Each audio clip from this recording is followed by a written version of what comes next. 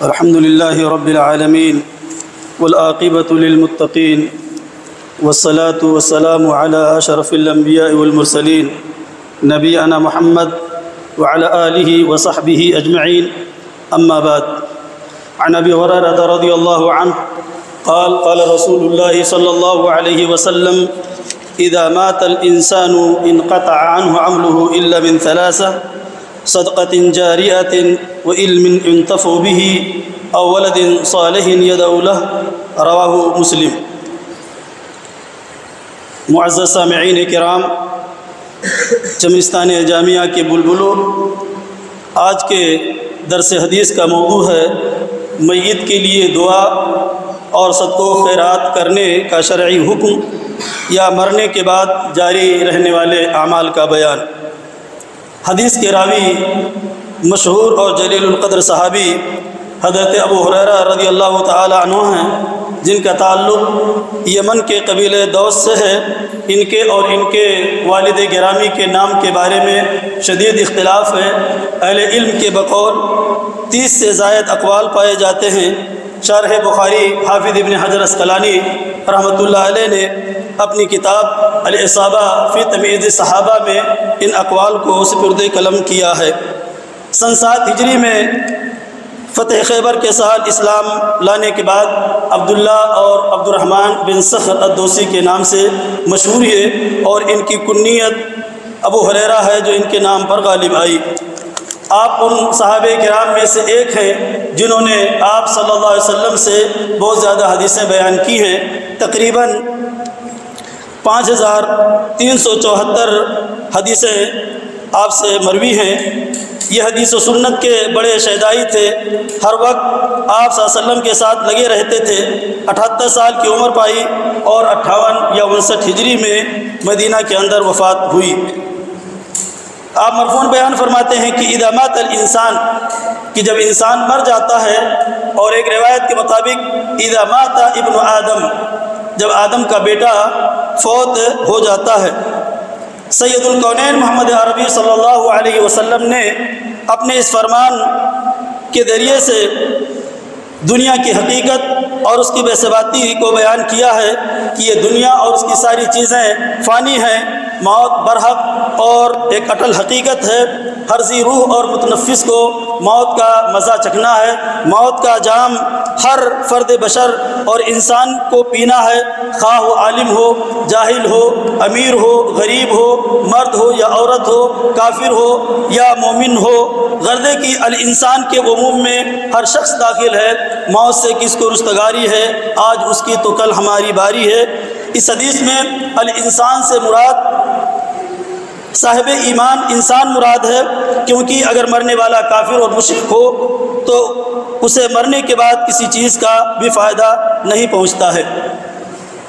بعض لوگ دوران گفتگو اور اپنی تصنیفات میں رسول اللہ صلی اللہ علیہ وسلم کی اس دنیا سے رحلت کی تعبیر وفات سے نہیں بلکہ وصال سے کرتے ہیں، کہ نبی کا انتقال نہیں ہوا ہے بلکہ وصال ہو گیا ہے.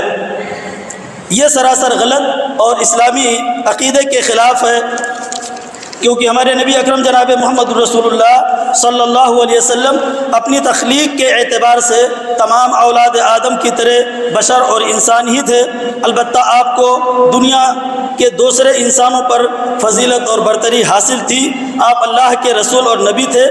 جب یہ بات ثابت ہو گئی اور متحقق ہے کہ رسول اکرم صلی اللہ علیہ وسلم اللہ کے بندے اور اس کے رسول کے سوا کچھ نہ تھے، اور اپنی خلقت کے اعتبار سے آپ صرف انسان تھے، تو موت آپ کے لیے مقدر ہو گئی.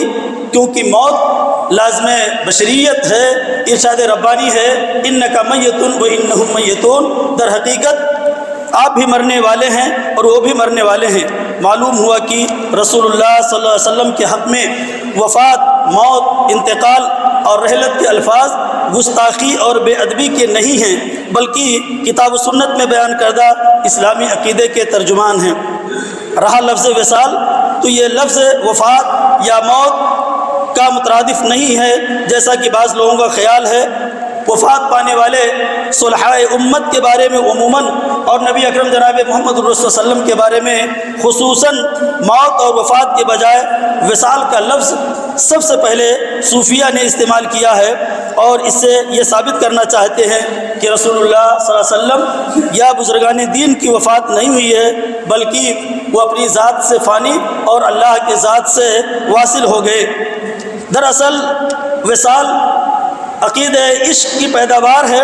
ان کا عقیدہ ہے کہ عاشق مرتا نہیں ہے بلکہ واصل ہو جاتا ہے یا پردہ کر لیتا ہے، گویا وصال عشق کا آخری انجام ہے۔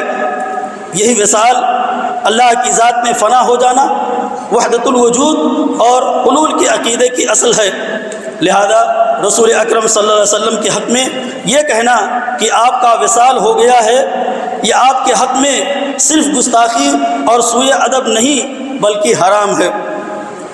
انقطع عنہ عملہ، انسان کی موت کے بعد اس کے عمل کا سلسلہ منقطع اور ختم ہو جاتا ہے۔ اس کا مطلب یہ ہے کہ اس کے اعمال کے اجر و ثواب کا سلسلہ بند ہو جاتا ہے، کیونکہ دارالعمل صرف دنیا ہے۔ انسان مرنے کے بعد میں دار آخرت کی طرف منتقل ہو جاتا ہے اور وہ دار الجزا ہے۔ الا من ثلاثۃ، مگر 3 صورتیں ایسی ہیں کہ اگر مومن شخص اپنی زندگی میں انہیں حسن نیت سے انجام دے لے تو اللہ کے فضل و کرم سے مرنے کے بعد ان کے اجر و ثواب کا سلسلہ جاری رہے گا۔ ایصال ثواب کی یہ تینوں صورتیں آگے حدیث کے اندر بیان کی جا رہی ہیں، آئندہ درس میں اس کی تفصیل بیان کی جائے گی۔ آخر میں دعا ہے کہ بارہ الہ ہم سب کو وہ اعمال اور کارنامے انجام دینے کی توفیق عطا فرمائیں جو ہمارے مرنے کے بعد کا اس کا سلسلہ جاری رہے۔ وآخر دعوانا الحمدللہ رب العالمین، والسلام علیکم ورحمۃ اللہ وبرکاتہ۔ مشرب مہر و وفا ہے مسلک اہل حدیث، جادہ صدق و صفا ہے مسلک اہل